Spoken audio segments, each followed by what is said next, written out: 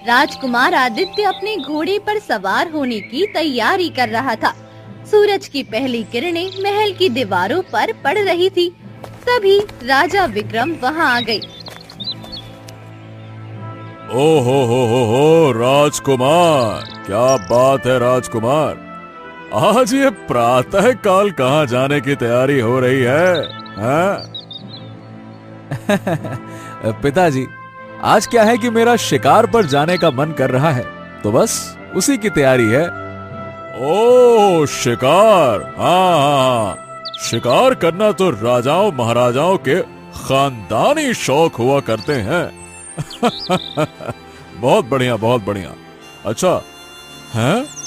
लेकिन तुम अकेले क्यों जा रहे हो?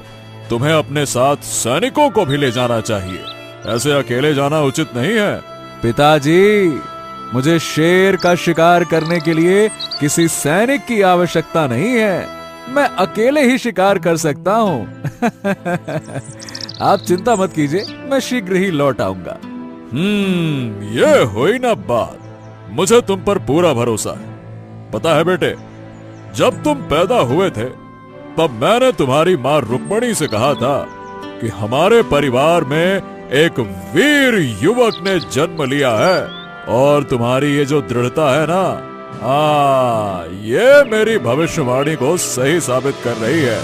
बहुत बढ़िया। जाओ मेरे बेटे, जाओ, शिकार करके आओ, जाओ।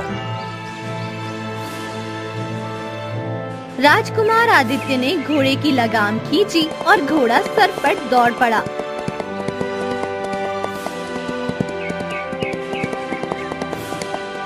जंगल में सूर्य की किरणें मुश्किल से जमीन तक पहुंच रही थी। राजकुमार आदित्य काफी देर तक जंगल में भटकता रहा, लेकिन कोई शिकार नजर नहीं आया। प्यास और थकान के कारण वो एक घने वृक्ष के नीचे बैठ गया। हाँ, ये क्या? आज जंगल में सारे जंगली प्राणी कहाँ चले गए? एक भी शिकार दिखाई नहीं दे रहा। तभी दूर से किसी शेर की भयंकर गुर्राहट गूंज उठी। राजकुमार चौकन्ना हो गया। अगले ही पल झाड़ियों से एक विशाल शेर छलांग लगाकर उसके सामने आ गया। राजकुमार आदित्य तुरंत अपनी तलवार निकालना चाहता था, परंतु वो वृक्ष के नीचे बैठा था, इसीलिए उसे संभलने का मौका नहीं मिला। शेर उसके ऊपर हमला करने ही वाला था कि अचानक बांसुरी की एक मधुर धुन हवा में तैरने लगी। शेर के चेहरे के हाव भाव बदल गए। उसकी क्रूर आंखों में एक अजीब सी शांति उतर आई। वो धीरे धीरे झाड़ियों में वापस चला गया और वहाँ गुम हो गया। ओ, ये तो बड़ी विचित्र बात है। ये धुन तो बांसुरी की लग रही है, लेकिन बांसुरी की धुन सुनकर एक शेर अपने शिकार को छोड़ दे, ये तो पहली बार देखा है। वो बांसुरी की मधुर गूंज को सुनते ही धीरे धीरे उसकी दिशा में बढ़ने लगा। कुछ दूर जाने के बाद राजकुमार ने देखा कि एक तालाब के किनारे एक सुंदर युवती घने वृक्ष के नीचे बैठी थी। उसके पास एक घोड़ा बंधा हुआ था। वो आंखें बंद करके बांसुरी बजा रही थी। राजकुमार धीरे धीरे उसके पास चला गया। जैसे ही उसके कदमों की आहट पड़ी, वो युवती बांसुरी बजाना बंद कर देती है और अपनी आंखें खोलकर राजकुमार की ओर देखने लगी। हैं? तुम कौन हो? वो युवती रहस्यमय मुस्कान के साथ चुप रही। तुमने मेरे सवाल का जवाब नहीं दिया। मैंने पूछा कि तुम कौन हो। पहले तुम बताओ कि तुम कौन हो। मेरा नाम आदित्य है। मैं केशव नगर का राजकुमार हूँ, और इस समय मेरे पिता राजा विक्रम केशव नगर के शासक हैं। अब तुम बताओ, तुम कौन हो? मैं बल्लभगढ़ की राजकुमारी चंद्रलेखा हूँ। शिकार करते करते शायद मैं घूमते हुए तुम्हारे राज्य की जंगल की सीमा तक आ गई। कृपया कृपया मुझे क्षमा करें। अरे कोई बात नहीं, कोई बात नहीं। ये जंगल किसी का नहीं होता, जंगल सबका होता है। राजकुमारी, वैसे ये तुमने जादुई धुन बजाना कहाँ से सीखा? बहुत मधुर धुन है आपकी ये। बांसुरी बजाना मैंने अपनी माँ से सीखा है। उन्होंने मुझे अलग अलग धुनें सिखाई थी। ये जो धुन मैंने अभी बजाई, मेरी माँ कहती थी कि इसे सुनकर बड़े बड़े क्रोधित लोगों का गुस्सा शांत हो जाता है। शायद यही शेर के साथ हुआ होगा। तो मैं तुम्हारी माँ से अवश्य मिलना चाहूंगा। अब तुम उनसे कभी नहीं मिल पाओगे। अब वो इस संसार में नहीं है। मुझे क्षमा करना राजकुमारी। अच्छा, अब मैं चलता हूँ। क्या कल तुम फिर से जंगल घूमने आओगी? राजकुमारी चंद्रलेखा ने हल्की मुस्कान दी, लेकिन कुछ नहीं कहा। राजकुमार आदित्य अपने घोड़े पर सवार होकर महल की ओर चल पड़ा।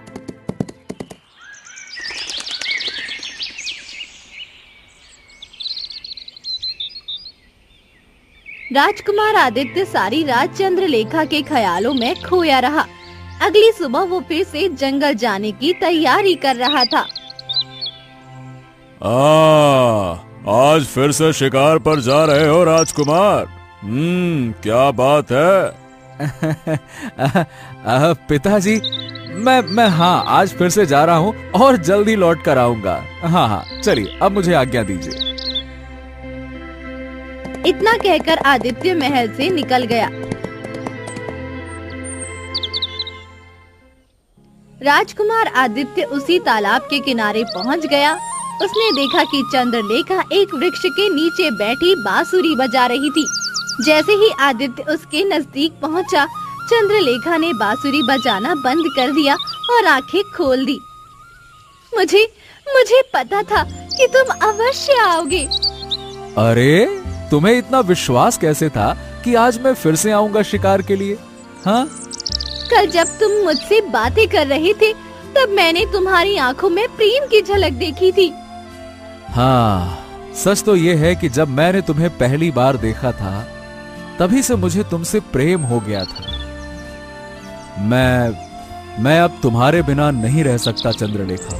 मैं तुमसे एक बहुत जरूरी बात कहना चाहता हूँ। देखो चंद्रलेखा, मैं तुमसे इतना प्रेम करने लगा हूँ कि मैं तुमसे विवाह करना चाहता हूँ। कहो तो मैं अपने पिता को तुम्हारे पिता के पास प्रस्ताव लेकर भेज दूं? कुछ ऐसा ही हाल मेरा भी था। मैंने कई राजकुमारों को देखा है, मगर तुम्हें देखकर ऐसा लगा जैसे मैं तुम्हें वर्षों से जानती हूँ। आदित्य और चंद्रलेखा घंटों बातें करते रहे। कुछ देर बाद आदित्य महल लौट आया। अब आदित्य रोज जंगल जाने लगा और चंद्रलेखा से मिलने लगा। एक दिन आदित्य ने चंद्रलेखा से गंभीर स्वर में कहा, हाँ, सच तो ये है कि जब मैंने तुम्हें पहली बार देखा था, तभी से मुझे तुमसे प्रेम हो गया था। मैं अब तुम्हारे बिना नहीं रह सकता चंद्रलेखा। मैं तुमसे एक बहुत जरूरी बात कहना चाहता हूँ। देखो चंद्रलेखा, मैं तुमसे इतना प्रेम करने लगा हूँ कि मैं तुमसे विवाह करना चाहता हूँ। कहो तो मैं अपने पिता को तुम्हारे पिता के पास प्रस्ताव लेकर भेज दूं? ये सुनकर चंद्रलेखा का चेहरा गंभीर हो गया। एक बात मैंने तुमसे छुपाई थी आदित्य, मेरा विवाह सूरजगढ़ के राजकुमार अशोक से तय हो चुका है। मेरे पिता चाहते हैं कि मैं उन्हीं से विवाह करूं। हो, तो फिर इसका समाधान क्या है?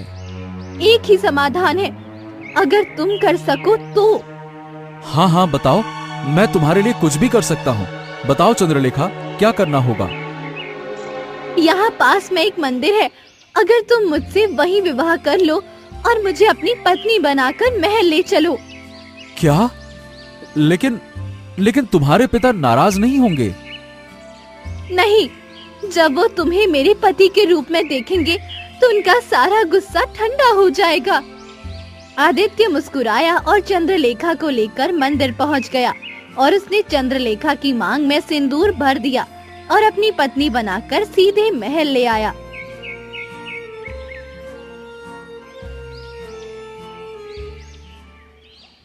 राजा विक्रम ने जब आदित्य को चंद्रलेखा के साथ देखा तो वे चौंक गए।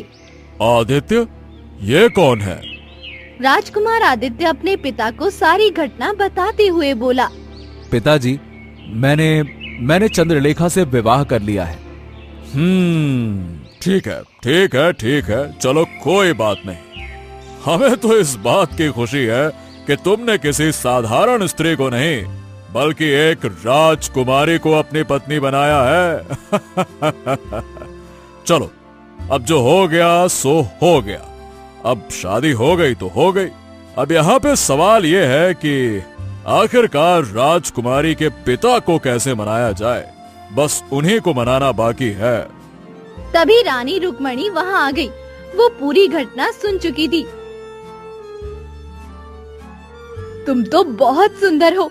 अगर मैं और महाराज आदित्य के लिए भी कोई लड़की ढूंढते तो भी तुम्हारी जैसी सुंदर राजकुमारी नहीं मिलती। चंद्रलेखा शर्माते हुए मुस्कुराने लगी।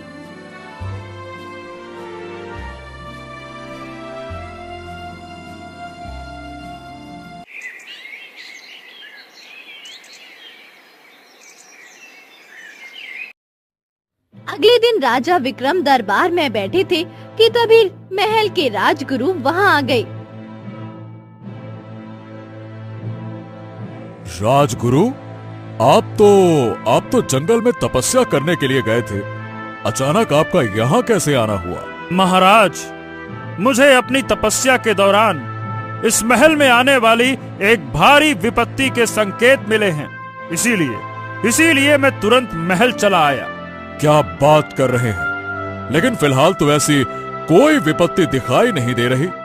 फिर भी हम आपकी चिंता देखकर सचेत रहेंगे कि ऐसी कोई विपत्ति आए तो हम उसे संभाल लें। तभी राजकुमार आदित्य वहां आ पहुँचे। पिताजी, अब मैं आपके साथ इस राज्य के कार्यभार को संभालूंगा। मुझे आशीर्वाद दें। अच्छा।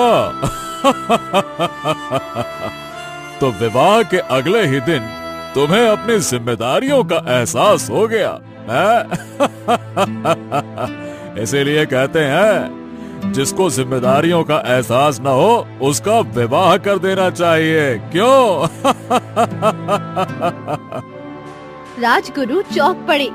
महाराज, आप ये क्या कह रहे हैं? राजकुमार आदित्य का विवाह? ये कब हुआ? हाँ राजगुरु, हम तो ये बताना ही भूल गए। देखिए, आदित्य ने कल ही वल्लभगढ़ की राजकुमारी चंद्रलेखा से मंदिर में विवाह कर लिया। मैं आज ही वल्लभगढ़ जाने की योजना बना रहा था। अब अच्छा हुआ कि आप आ गए। आप भी हमारे साथ चलिए। आखिरकार राजकुमारी के पिताजी से भी तो बात करनी है। राजा भैरव को समझाने में अब आप ही हमारे सहायता कीजिएगा। आप कहेंगे तो वो जल्दी सुनेंगे। महाराज, क्या मैं राजकुमार आदित्य की पत्नी से मिल सकता हूँ? आदित्य राजगुरु को महल के बगीचे की ओर ले गया। वहाँ राजकुमारी चंद्रलेखा एक फूलों के झूले पर बैठी थी। राजगुरु, ये है मेरी पत्नी राजकुमारी चंद्रलेखा। राजगुरु चंद्रलेखा को गौर से देखने लगे। उनकी आंखों में असमंजस झलकने लगा। ये तो बड़ी अजीब बात है। मैंने कुछ समय पहले वल्लभगढ़ की राजकुमारी को देखा था, परंतु उस समय उसका चेहरा कुछ अलग था। चंद्रलेखा थोड़ी घबरा गई, परंतु सामान्य होकर मुस्कुराकर बोली, हो सकता है आपने किसी और को देखा हो। मैं ही राजा भैरव की पुत्री चंद्रलेखा हूँ और हमेशा से ऐसी ही थी। राजकुमार ने कुछ नहीं कहा, लेकिन उनके चेहरे पर संदेह स्पष्ट था। उन्होंने आदित्य की ओर देखा, फिर सिर झुकाया और वहां से चले गए।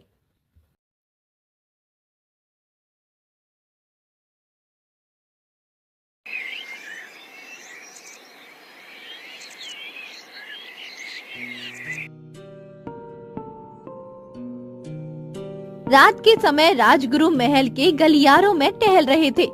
अचानक उन्होंने देखा कि राजकुमार आदित्य के कक्ष का दरवाजा धीरे से खुला और चंद्रलेखा बाहर आई। राजगुरु छिपकर उसका पीछा करने लगे। चंद्रलेखा धीरे धीरे राजा विक्रम और रानी रुक्मणी के कक्ष की ओर बढ़ रही थी। उसके हाथ में एक चमकता हुआ सिंदूर था। उसने वो सिंदूर सोते हुए राजा विक्रम और रानी रुक्मणी पर छिड़क दिया और रहस्यमयी मुस्कान के साथ महल के एक विशेष हिस्से की ओर बढ़ने लगी।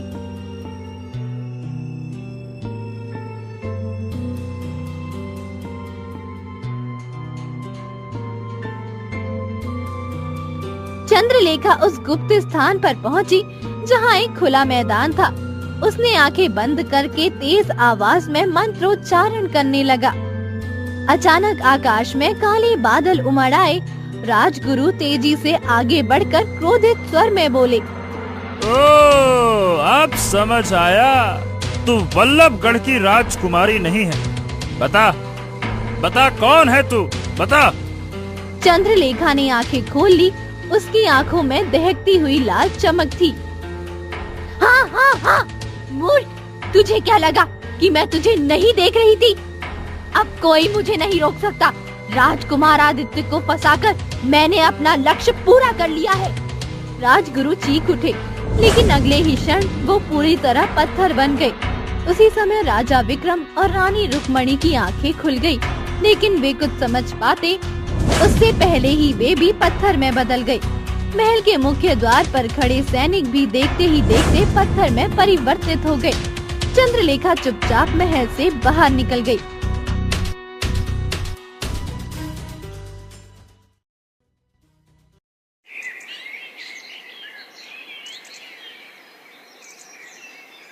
सुबह का समय जब राजकुमार आदित्य की आंख खुली, उन्होंने देखा कि चंद्रलेखा कक्ष में नहीं थी। हाँ? ये चंद्रलेखा कहाँ गई है? चंद्रलेखा ये कहाँ चली गई? आदित्य महल के गलियारों में पहुंच गया। उसने देखा कि राजा विक्रम का कक्ष बंद था। ओहो, पिताजी तो सुबह जल्दी उठते हैं। जैसे ही आदित्य ने दरवाजा खोला और अंदर का दृश्य देखकर उसकी आंखें फटी रह गई। राजा विक्रम और रानी रुक्मणी पत्थर की मूर्ति बन चुके थे। आदित्य हड़बड़ाकर राज दरबार की ओर भागने लगा, लेकिन वहाँ भी सन्नाटा था। वो महल के द्वार तक पहुँच गया, जहाँ सभी सैनिक पत्थर में बदल चुके थे। उसी समय मंत्री जगन्नाथ डरा हुआ वहाँ आ पहुँचा। राजकुमार, राजकुमार, यह क्या हो गया? सैनिक पत्थर के कैसे बन गए? अरे मुझे भी कुछ समझ में नहीं आ रहा। यहाँ तक कि मेरे माता पिता भी पत्थर में बदल चुके हैं और चंद्रलेखा गायब है। ये अचानक से हो क्या रहा है मंत्री जी? महाराज भी पत्थर में बदल गए। ओहो, यह सब संकेत है राजकुमार की आपकी पत्नी ने ही यह किया है। कहीं राजा भैरव ने अपने किसी पुरानी रंजिश का बदला तो नहीं लिया? हाँ, अगर ऐसा है तो मैं अभी वल्लभगढ़ जाऊंगा। हाँ। आदित्य घोड़े पर सवार होकर वल्लभगढ़ की ओर चल पड़ा।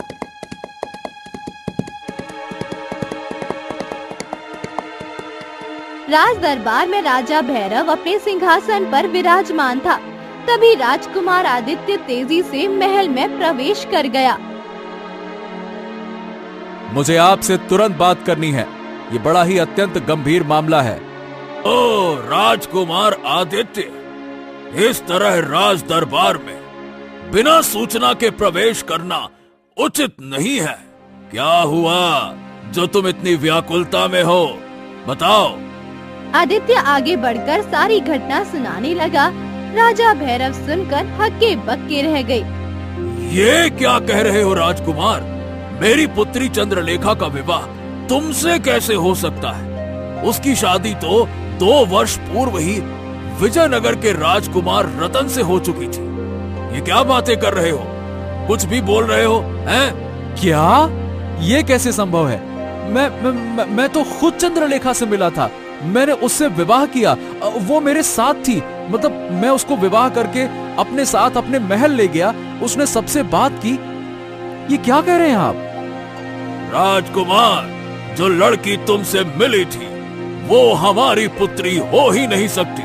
वो कोई जादूगरनी या मायावी स्त्री होगी जिसने छल पूर्वक मेरा और मेरी पुत्री का नाम लेकर तुम्हें भ्रम में डाल दिया। समझ गए? इतना बोलकर राजा भैरव आदित्य को अपने साथ महल के एक कक्ष में ले गए। वहाँ एक भव्य चित्र टंगा था जिसमें एक सुंदर युवती चित्रित थी। आओ, ये देखो इसे। ये है मेरी पुत्री चंद्रलेखा का चित्र।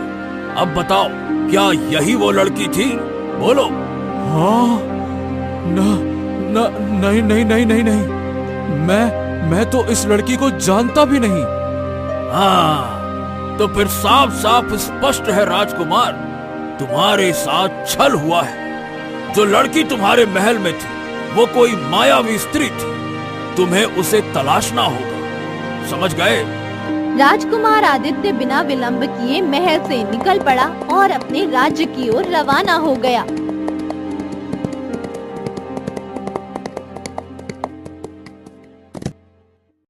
कुछ घंटों बाद राजकुमार आदित्य तेजी से अंदर आया और मंत्री जगन्नाथ के पास पहुंच गया। मंत्री जी, मेरे साथ भयंकर छल हुआ है।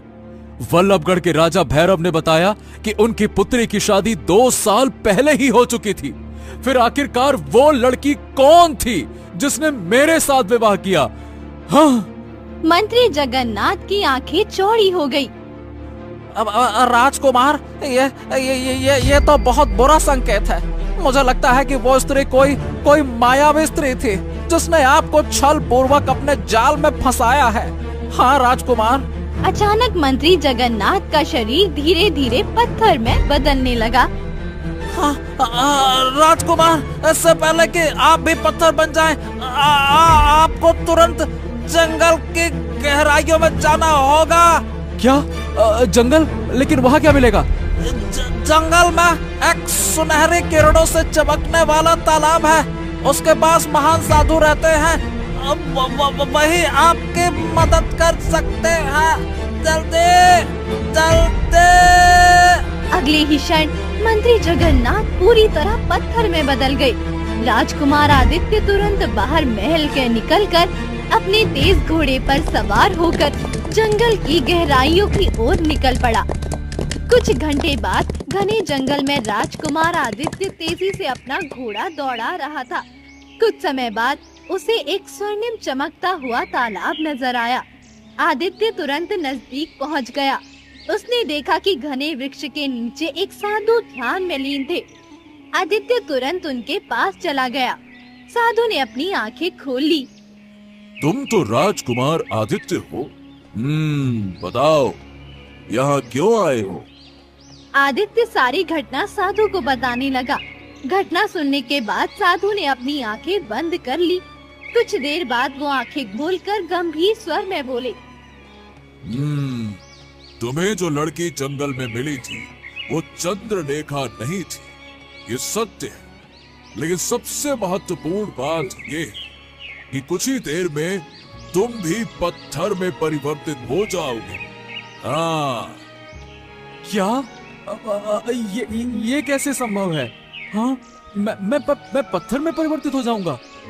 हाँ, मैंने अपनी दिव्य दृष्टि से देखा कि जो लड़की तुम्हें धोखा दे और महल में काला जादू करके गई, उसका नाम सुलेखा है।